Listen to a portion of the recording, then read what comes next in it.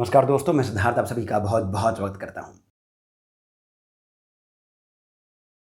परंतु आज और आज के बाद के जितने भी वीडियोस महाविद्या पर आएंगे, उसमें हम जो 10 महाविद्याएं हैं, अर्थात जिनमें काली आती हैं, षोडशी आती हैं, बगलामुखी आती हैं और कमला आती है, इस तरह की जो महाविद्याएं हैं, इनके बारे में हम अब और अधिक विस्तृत रूप से जानेंगे। मैं एक दृष्टता करने जा रहा हूं और वो ये है कि जो ये विषय है, जो इतना गूढ़ है, इसे मैं सरलतम तरीके से आपको बताने जा रहा हूं।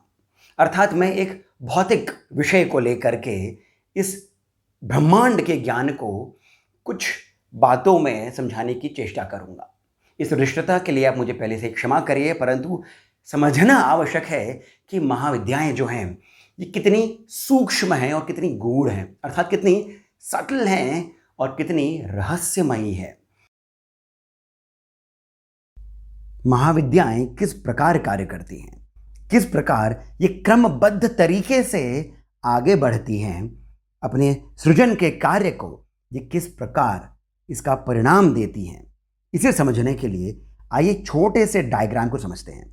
मान लीजिए आपको एक बॉल बना करके, यानी एक गोलाकार बॉल बना करके उसे मूव करना है, उसे आगे की ओर धकेलना है अपने लक्ष्य तक। अब यहाँ पर तो यानी इस डायग्राम में मैं बॉल बनाऊंगा, फिर उसे आगे की ओर हम धकेलेंगे, परंतु यह मान करके चलते हैं कि ये जो बॉल है ये स्वतः ही आगे बढ़ने लायक है, अर्थात इसमें स्वतः आगे बढ़ने की शक्ति है। अब यहीं पर हम समझेंगे कि किस प्रकार महाविद्याएं इस छोटी सी गतिविधि में, यहाँ पर एक बॉल आएगी, आकर के वो स्वतः ही आगे बढ़ेगी और फिर बढ़ करके ये अपने लक्ष्य तक पहुंच पाएगी। ये जो संपूर्ण गतिविधि है जिसमें हमें केवल एक गेंद को एक ओर से दूसरी ओर लेकर के जाना है, इस ही छोटी सी गतिविधि में आप ये समझ पाएंगे कि महाविद्याएं कितनी सूक्ष्म हैं, कितनी गूढ़ हैं, और जब हम इसे बढ़ा करके ब्रह्मांड के अनुपात में लेकर के जाएंगे तब आप समझ पाएंगे कि ये कितनी प्रचंड हैं। इसी को आगे बढ़ाते हुए हम ये मान लेते हैं कि ये जो पूरा वाइट पेपर है ये चिदाकाश है, अर्थात ये परमेश्वर और शक्ति, महाशक्ति का निवास स्थान है। ये उनका हम मन भी मान सकते हैं। इस पूरे चिदाकाश में अनंत संभावनाएं हैं।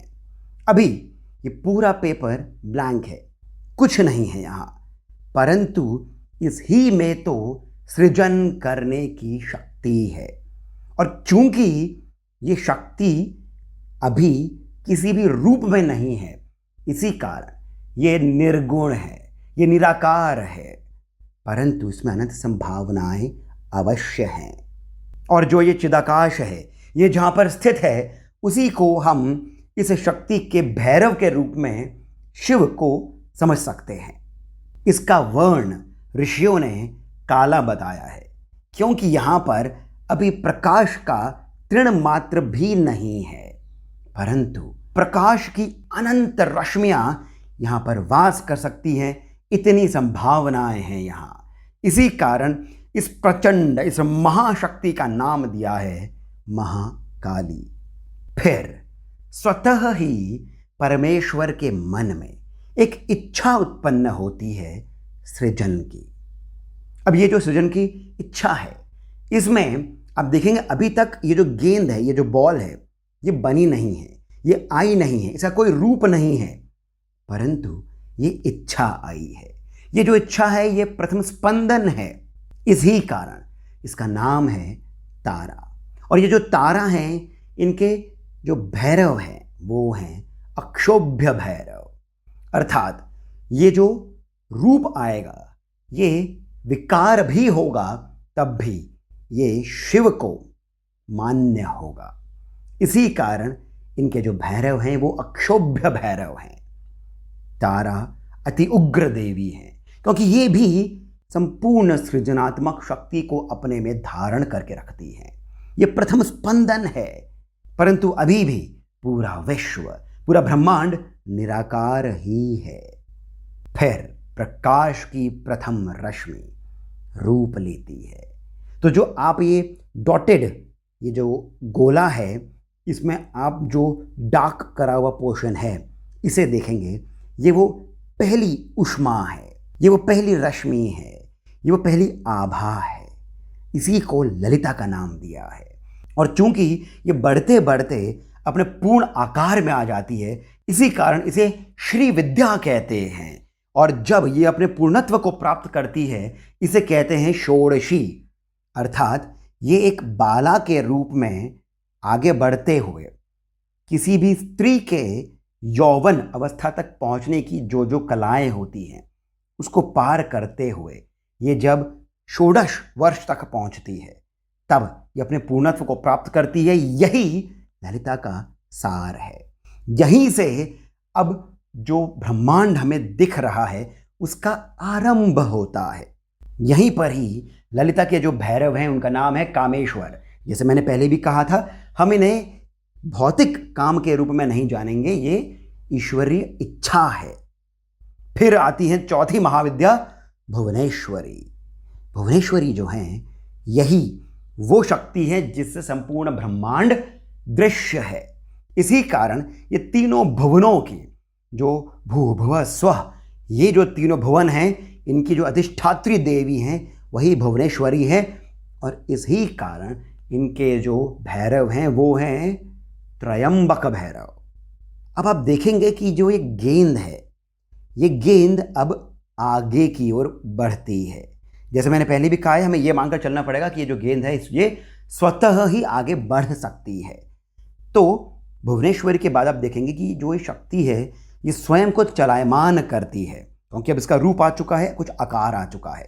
ये चलायमान करती है, अब ये भैरवी का रूप हो गया है।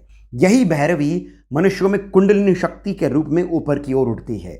भुवनेश्वरी का स्थान है मूलाधार, और यही भैरवी सुषुम्ना नाड़ी के माध्यम से ऊपर की ओर उठ करके सभी चक्रों में वास करती हैं। अब यहीं पर हमें थोड़ा सा धीरे से समझना पड़ेगा कि आगे की शक्तियां किस प्रकार कार्य करती हैं। अब देखेंगे कि जो ये गेंद है ये आगे की ओर भले ही बढ़ रही है, इसे फ्रिक्शन के सहारे ही आगे की ओर बढ़ना होगा। अर्थात ये जिस स्थिति के ऊपर विराजमान है, जिसे हम मान सकते हैं शिव या भैरव, वहीं से आगे की ओर बढ़ते हुए इसे पहले पीछे की ओर कुछ धकेलना होगा, जिससे कि आगे की ओर बढ़ सके। यही तो फ्रिक्शन का भी कॉन्सेप्ट है। हम जब आगे की ओर चलते हैं तब हमें पांव को पीछे की ओर धकेलना पड़ता है। यही जो शक्ति है जो पीछे की ओर पुश करती है, जिसका एक इक्वल एंड ऑपोजिट रिएक्शन हमें आगे की ओर बढ़ाता है, इसे छिन्नमस्ता का रूप दिया है। अर्थात ये जो फ्रिक्शन है, इस फ्रिक्शन से जो गति आप पकड़ रहे हैं, जिसके कारण ये जो बॉल है ये आगे की ओर बढ़ रही है, यही छिन्नमस्ता है। इसी कारण इनकी जो आइकॉनोग्राफी है, इनका जो रूप है वो धड़ के बिना है, यानी इनका जो सर है वो धड़ से अलग हो रखा है। अब आप समझ सकते हैं कि ये कितना गूढ़ विषय है। हमारे ऋषियों ने कितनी सूक्ष्म गतिविधियों का आकलन किया है, इसके दृष्टा वे बने हैं। फिर यहीं पर ही एक शक्ति है जो पीछे की ओर जा रही है, और फिर एक शक्ति है जो आगे की ओर धकेल रही है। वही शक्ति जो आगे की ओर धकेलती है वो है धूमावती। यही अलक्ष्मी है। यही वो शक्ति है जो आगे की ओर तो धकेल रही है, परंतु ये वहीं रह जाती है। ये इक्वल एंड ऑपोजिट रिएक्शन है, और इसी कारण इन्हें अलक्ष्मी कहा गया है। जिस प्रकार छिन्नमस्ता के भैरव हैं क्रोध भैरव, क्योंकि ये क्रोध है, ये फ्रिक्शन है, ये वही ताप है जिसके कारण गेंद आगे की ओर बढ़ रही है, परंतु आगे की ओर धकेलने के कारण जो शक्ति वहीं रह जाती है, वही है धूमावती। इनके कोई भैरव इसी कारण नहीं है। फिर हम देखेंगे कि जब गेंद ने गति पकड़ ली है, तब यहाँ पर यह भी देखना होगा कि ये अपने इनर्शिया में रहें, अपनी इसी मोशन में रहें, आगे की ओर बढ़ते ही रहें। तो फिर इसीलिए हमें ये देखना होगा कि किस प्रकार जो शक्ति है, वही शक्ति जो काली, तारा, ललिता, भुवनेश्वरी, भैरवी, छिन्नमस्ता, धूमावती के रूप में आगे की ओर बढ़ रही है, यानी काली का ही जो रूप है वही धूमावती है, ये सब एक दूसरे में समाहित होकर के आगे बढ़ रही हैं, तो फिर ये देखती हैं कि आगे इस गति में कोई रुकावट नहीं आए। ये जो नीचे की ओर जो हमने शेडेड पोर्शन देख सकते हैं, यही बगलामुखी है।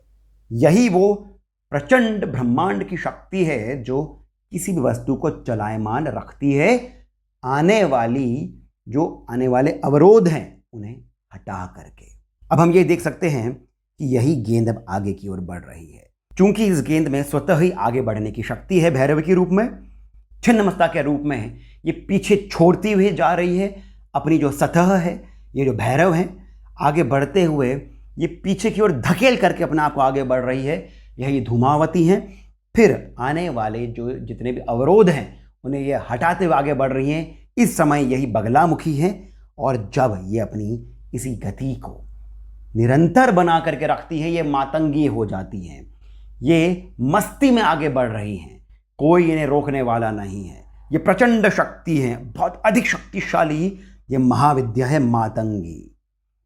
अब हम देखेंगे कि ये आगे तो बढ़ रही हैं, परंतु जब ये लक्ष्य तक पहुंच रही हैं तब इन्हें संतुलित करना आवश्यक है। ब्रह्मांड में संतुलन बनाने के लिए नारायण की आवश्यकता है। यही शिव, यही भैरव जब नारायण का रूप ले लेते हैं तो फिर इनकी जो शक्ति है वही कमला बन करके, तांत्रिक लक्ष्मी बन करके ये उसी गेंद को अपने लक्ष्य तक पहुंचाती हैं।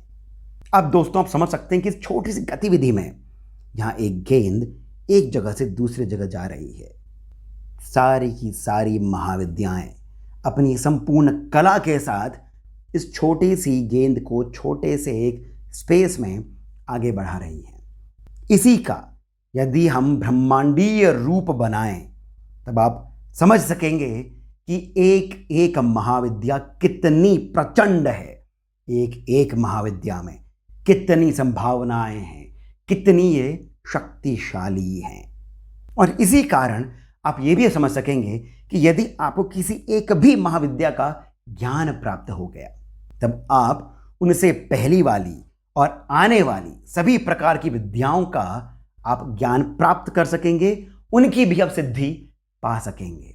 ब्रह्मांड को चलायमान बनाने के लिए, क्रिएशन के लिए ये जो विद्या है, यदि ये विद्या किसी ने सिद्ध कर ली है तो सोचिए उस स्वयं में कितनी अनंत संभावनाएं आ जाएंगी। वो मानव से महामानव बन जाएगा, मनुष्य से देव बन जाएगा। दोस्तों आशा करता हूं कि आपको ये वीडियो बहुत अधिक नॉलेजेबल लगा होगा, आपको ज्ञान यहाँ से महाविद्या के बारे में थोड़ा बहुत आया होगा। थोड़ा बहुत मैं इसलिए कह रहा हूँ कि भले ये विषय गूढ़ है, परंतु जो विषय है महाविद्या का वो इतना विस्तृत है कि मेरे जैसा कोई भी व्यक्ति उसे संपूर्णता के साथ में नहीं समझ सकता है, नहीं बता सकता है। मैं केवल कोशिश कर सकता हूँ और यही मैं करने की चेष्टा भी कर रहा हूँ। जितनी भी मैंने चेष्टा करी है, यदि आपको उससे थोड़ा बहुत भी मन महाविद्या को और अधिक समझने का आया हो, देवियों के बारे में, नारी स्वरूपा के बारे में यदि आपको और अधिक ज्ञान मिला हो तो कृपया करके इस वीडियो को आप लाइक अवश्य करिए, इस चैनल को सब्सक्राइब करिए, कमेंट में मुझे जाकर के बताइए कि आपको वीडियो कैसा लगा। अगला वीडियो हम करेंगे महाकाली के बारे में, पूर्णतः से महाकाली के बारे में, जिसको हम और अधिक वीडियोस में तोड़ेंगे। अब मैं आप सभी से एक और प्रार्थना करता हूं कि कमेंट सेक्शन में जो पहला कमेंट पिन है जिसमें पेटीएम, जीपे इत्यादि की जानकारी दी गई है, तो वहां से आप जाकर के जितना अधिक हो सके 100, 200, 500 जितना भी आपके मन में आए उतना आप हमें श्री सहयोग अवश्य प्रदान करें, बहुत अधिक प्रोत्साहन मिलता है। अगले वीडियो तक जिसमें महाकाली के बारे में जानकारी मिलेगी, आप मुझे यानी सिद्धार्थ को जानने की अनुमति दीजिए। बहुत बहुत धन्यवाद।